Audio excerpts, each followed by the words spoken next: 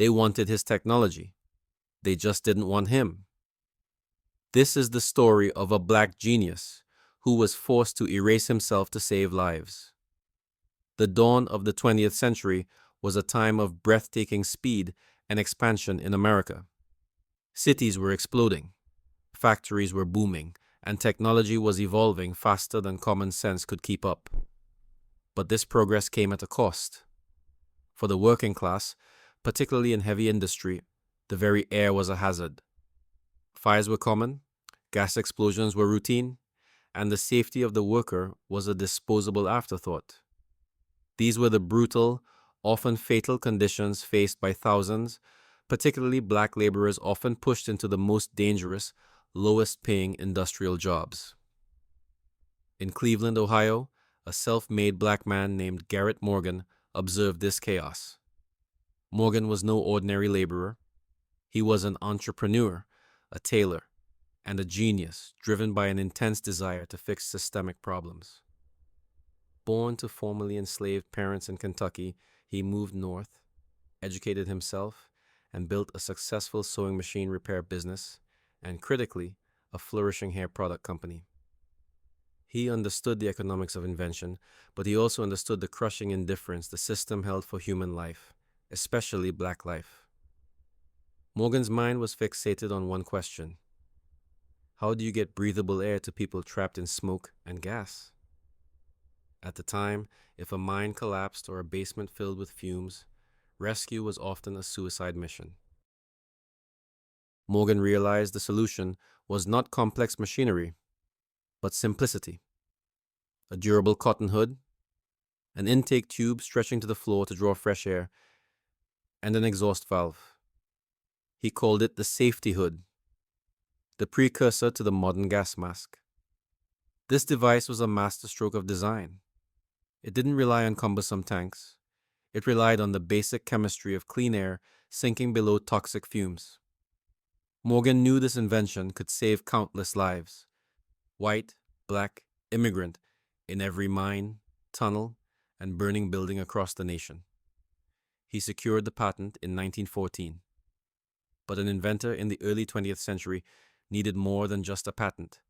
They needed adoption, distribution, and recognition. And here, Garrett Morgan, a successful black businessman who paid taxes and created jobs, encountered the unyielding, unwritten code of American commerce. Black hands could create the solution, but only white faces could sell it. He knew that if industrial bosses and municipal fire chiefs saw the inventor's face, they would reject the device, not because it was flawed, but because he was black.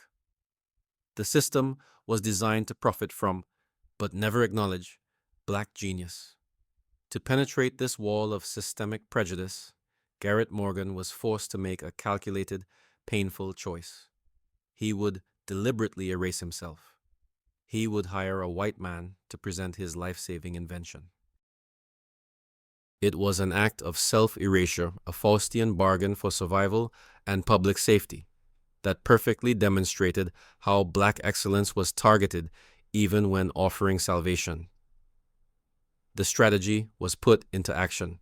To pitch the safety hood to the white business world, Garrett Morgan hired a white actor named Mr. G.A. Dennis to play the role of the inventor.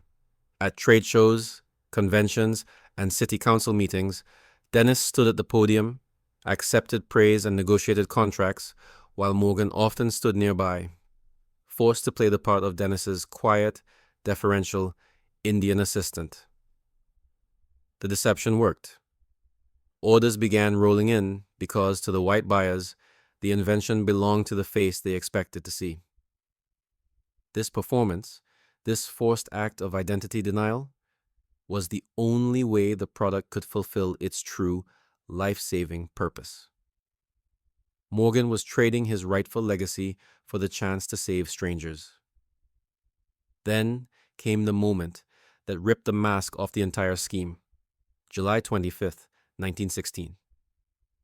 A devastating explosion rocked an unfinished tunnel deep beneath Lake Erie, trapping dozens of workers in a poisonous mix of smoke and gas.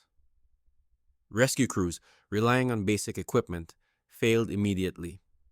6 men died trying to reach the trapped survivors. Morgan heard the news. He, his brother Frank, and the fictional Mr. Dennis raced to the scene. Discarding the pretense, Morgan grabbed 2 safety hoods, strapped one to his brother, and together they plunged into the deadly darkness.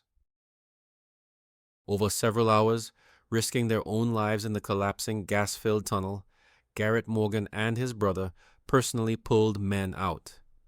The safety hood performed flawlessly, saving multiple lives where trained rescue teams had failed. The nation was electrified. Morgan was a hero. His invention was a miracle. But the celebration was short-lived. As reporters scrambled to credit the saviors, they uncovered the truth. The real inventor was not Mr. G.A. Dennis, but Garrett Morgan, a black man. The shift in attitude was immediate and violent. The flood of orders that had been pouring in from fire departments and municipal governments across the country instantly dried up. Newspapers and trade magazines that had hailed the miracle device suddenly lost interest or actively suppressed the story. The system had accepted the safety, but it could not accept the black authorship. Morgan had saved white lives, but the discovery of his race cost him his fortune. The deliberate targeting had begun. The betrayal of 1916 might have crushed a lesser man, but for Morgan, it was merely another hurdle in a system designed to deny him. He turned his attention from the deadly chaos beneath the earth to the deadly chaos on the surface.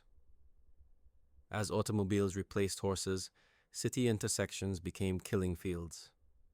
Existing traffic signals, often just 2 simple hand-operated signs, were wholly inadequate, creating deadly accidents and catastrophic congestion.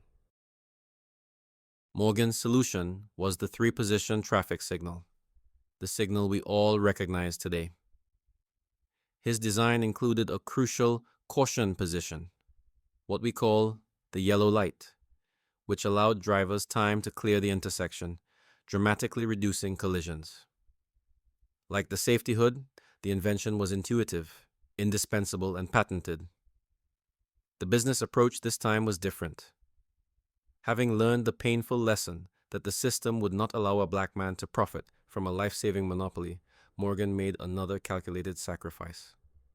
Instead of fighting for the massive distribution rights he deserved, he sold the patent to the industrial giant General Electric for a flat fee of $40,000, a respectable but fractional sum of the invention's true value. He sold the rights cheap, but he bought certainty. He ensured his invention would be adopted globally, bringing order to the streets and saving countless lives, but at the cost of the generational wealth that patent should have secured him. It was a choice between becoming a titan of industry or becoming a savior of the public. He chose the latter, knowing that the former was structurally impossible for a black man in America. Morgan did not retreat from his community, however. He used the profits he did manage to secure to build the institutions that the system refused to fund. He founded the Cleveland Call, a black-focused newspaper that served as a vital voice for the community. He established the Morgan Finance Company. These efforts were his ultimate act of resistance, using the capital salvaged from a racist system to build up the very people the system sought to oppress. He proved that even when excellence is targeted and wealth is stolen, the purpose behind the genius, community survival, could not be erased. Garrett Morgan lived until 1963, long enough to see his 3-position traffic signals operating on streets across the globe, long enough to see his safety hood concept save miners and soldiers. But he also lived long enough to know that the systemic act of self-erasure required to launch his inventions had successfully stolen his narrative. He died just months before the Civil Rights Act of 1964, never witnessing the full equality he fought for. Morgan's story is not merely one of invention, it is a clinical demonstration of the American system's design. The system did not simply ignore black genius, it actively demanded its concealment as a condition of its adoption. It was a vicious, calculated exchange. Safety for anonymity, implementation for invisibility.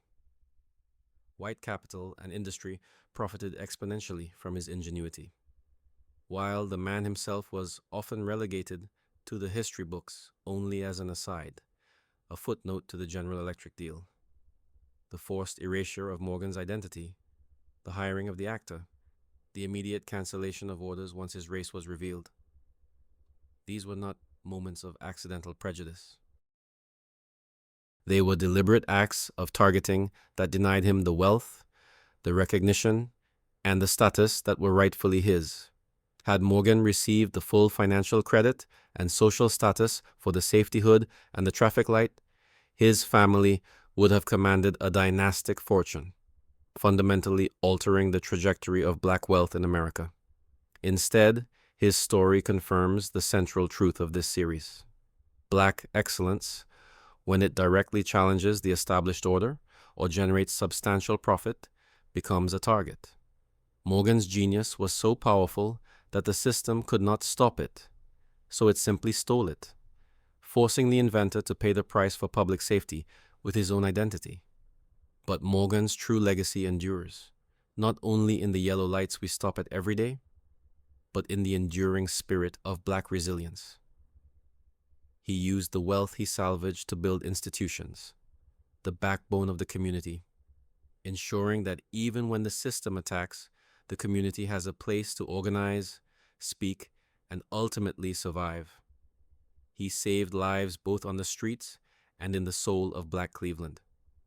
The light always changes from green to red. But the stop sign, designed by a black man, still tells America when it's time to halt.